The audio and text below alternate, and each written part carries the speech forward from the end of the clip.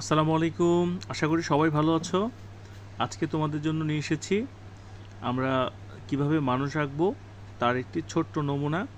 প্রথমত একটি বৃত্ত দিলাম, তারপরে দিলাম একটা চতুর্ভুজ বলতে পারো, সেটা আবার নিচে আরেকটা চতুর্ভুজের মতো দিয়ে একটু লম্বা টেনে দিলাম।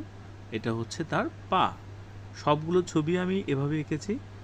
এই তো তার একটা হাত, নিচে আরেকটা হাত দিয়ে, হ্যাঁ নিচে আরেকটা হাত দিয়ে দিলাম। এই তো খোপা দিয়ে দিলাম, এটা হচ্ছে একটি মহিলা। হ্যাঁ, তাই হচ্ছে খোপা দিয়ে দিয়েছি। পাটা এদিকে দিলাম একটা, এদিকে দিলাম একটা।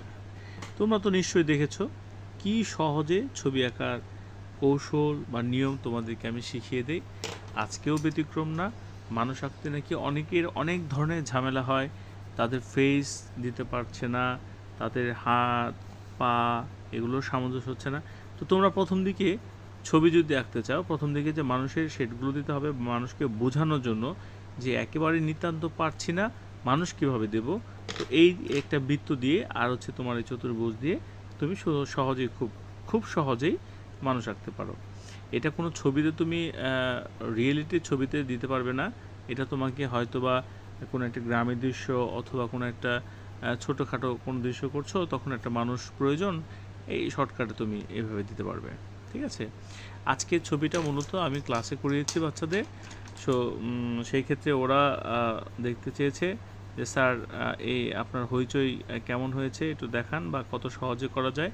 আমি তাদেরকে শিখিয়েছি ক্লাস 3দেরকে। তো তোমরাও আশা করি অনেক ভালো করবে।